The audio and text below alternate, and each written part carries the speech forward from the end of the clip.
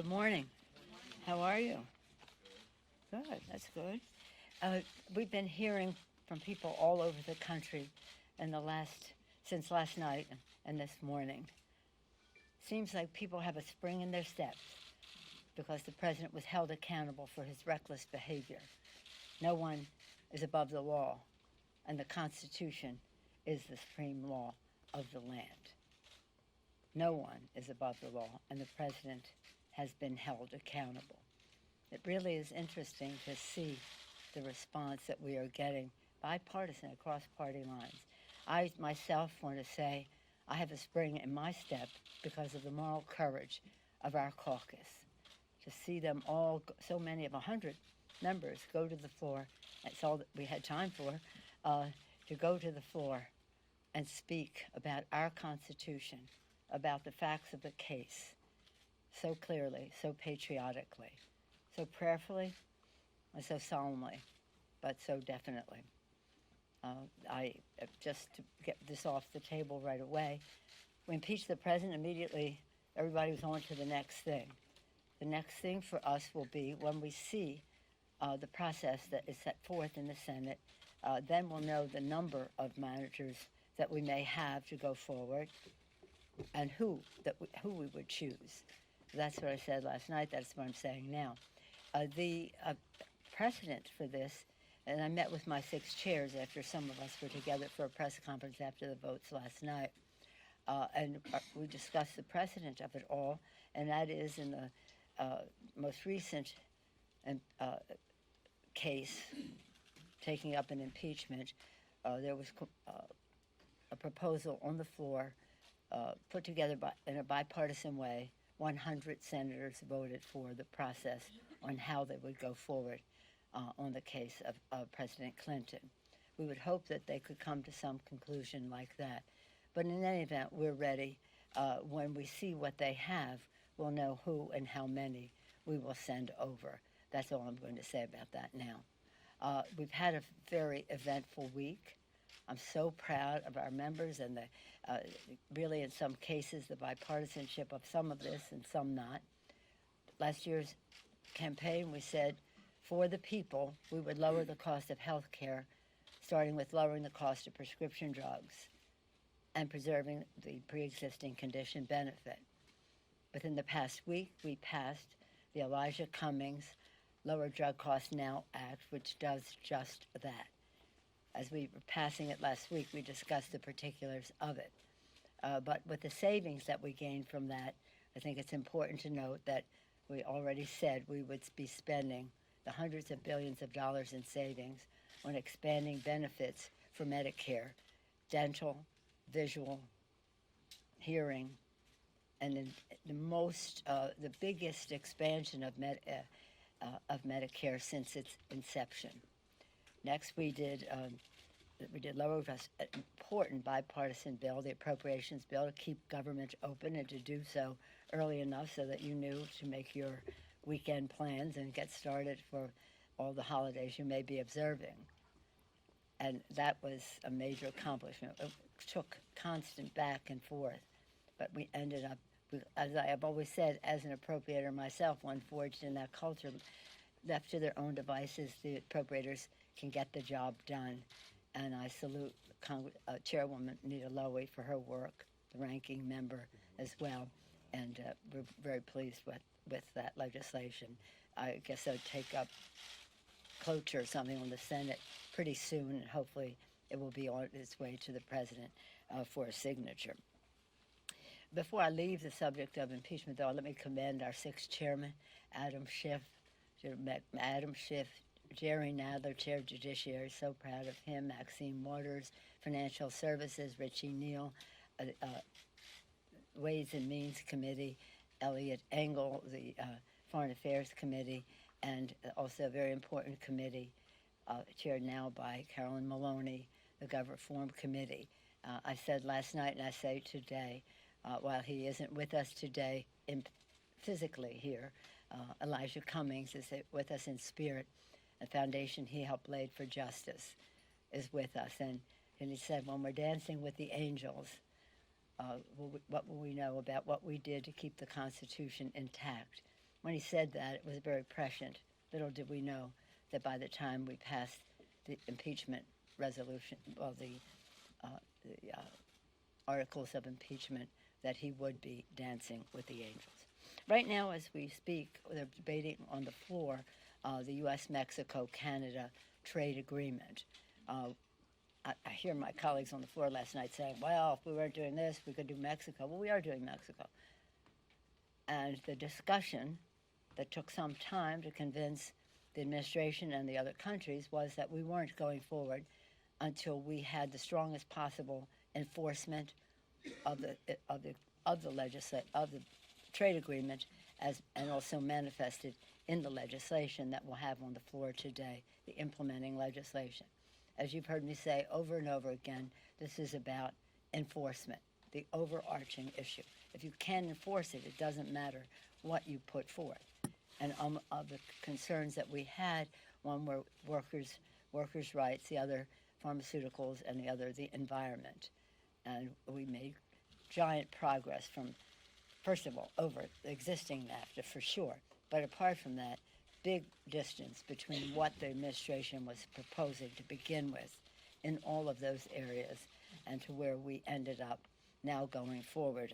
I'm very pleased to have the statement today that went out from the AFL-CIO, from Richard Trumka. He said, we are proud.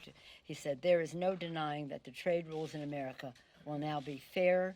Working people have created a new standard for future trade negotiations.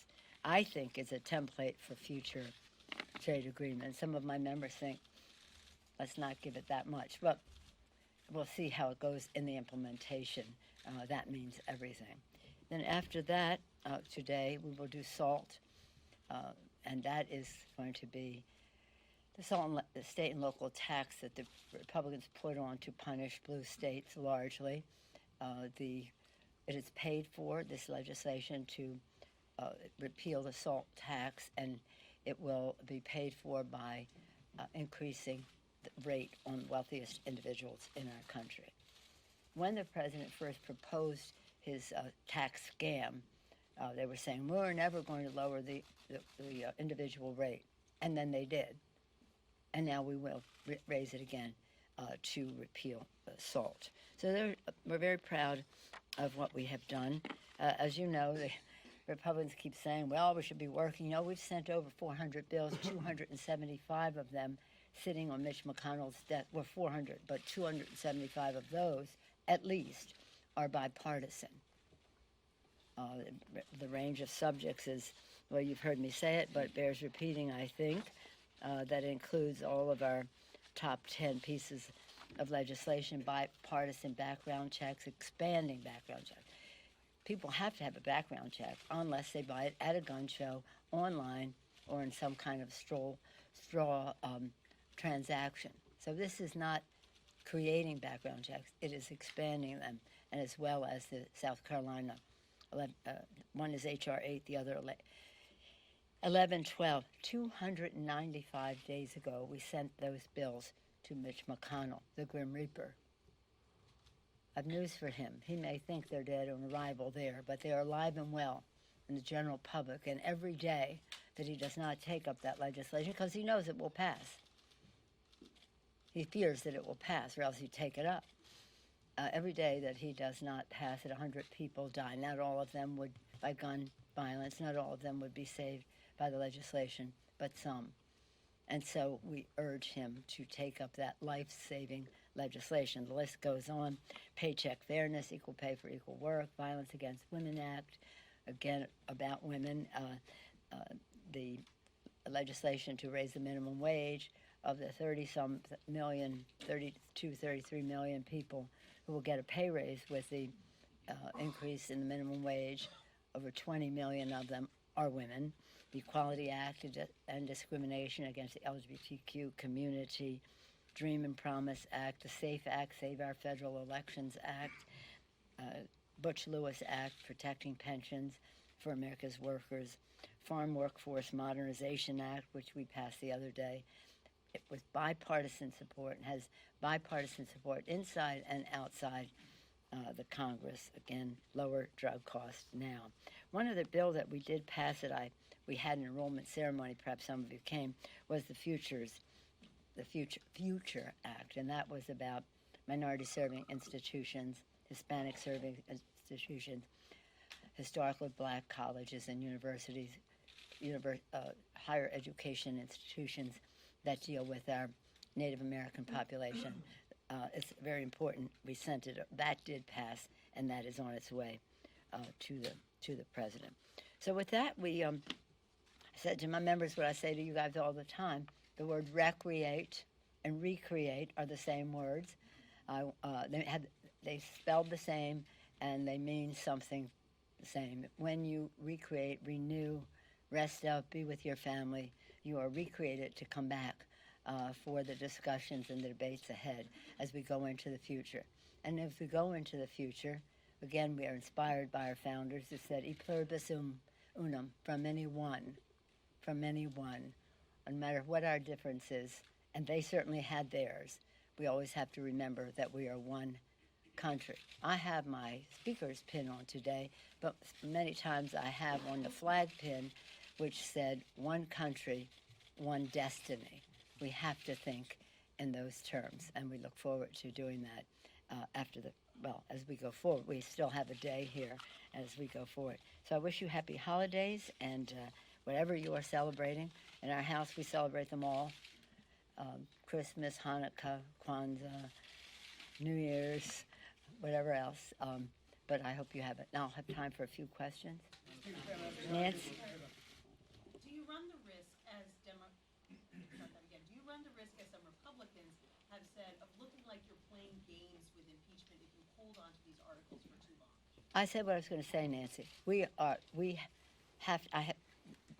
When we bring the bill, which is, just so you know, there's a bill made in order by the Rules Committee that we can call up at any time in order to send it over to the Senate and to have the provisions in there to pay for the impeachment, and then the next step, and whatever you want to call it, the trial. That is where you put the managers. I was not prepared to put the managers in that bill yet because we don't know the arena that we are in. Frankly, I don't care what the Republicans say. Any other questions? Not on this subject. I've said this is it. I honored Nancy. Last night you suggested you need to see a fair process in the Senate. Well, we'd like to see a fair process, but we'll see what they have, and we'll be ready for whatever it is. Yes, Chad? Is that the requirement? You need to see a fair process before? We would hope there would be a fair process, just as we hope that they would honor the Constitution. By the way, I saw some, I didn't see it, but I heard some of what Mitch McConnell said today, and it reminded me that our founders, when they wrote the Constitution, they suspected that there could be a rogue president.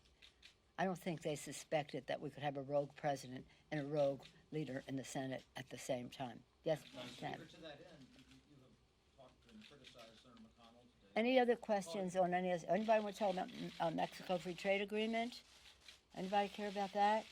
Jobs for the American people, progress in addressing globalism and the issues. Anybody want to talk about the SALT tax that we're passing today, important issues that relate to the economic vitality of our communities? Any other questions? Because I'm not going to answer any more questions on this. Clearly, do you understand? When we see what their process is, we will know who and how many we want to send over. Not until then. I'm not going to go there anymore. Yes, sir. On USMCA, one expects the president will campaign how he got rid of the worst trade deal in history and made a better deal. Is that something you want to take credit for? Of course we'll take credit for it, because what he proposed did not fill the bill of what he just described. But there are those, and some of you who care about substance, have in the past asked about whether we would pass that because it would have what we call collateral benefit to the president. I don't care about that. But we had an opportunity to do something very important for the American people, for America's workers, and we could not let him stand in the way of that because he would go out and take credit. So this isn't about him. It's about American workers. It's about being good neighbors in our hemisphere. And frankly, we weren't going to go down that path until the administration conceded on many of the provisions that they had in the original proposal, which were not acceptable and which were not, as you described, the president would describe it. Yes, sir. Have you had any conversations with Congressman Van Drew about maybe talking None. with in the new year? Zero. Do you have any advice for the No, I know, nothing. Zero. One more, that's it, yeah. The president last night had some pretty harsh comments about your dear friend Debbie Dingell and her late husband. Wondering if you have any reaction. Let us pray. Let us pray for the president. This is, the president clearly is insecure when it comes to statespersons. Whether it was John McCain, think of what he said about John McCain, and his supporters just overlooked that. John McCain. Now John Dingell. What the president misunderstands is that cruelty is not wit. Just because he gets a laugh for saying the cruel things that he says doesn't mean he's funny. It's not funny at all. It's very sad. Thank you all very much. Happy holidays to all of you.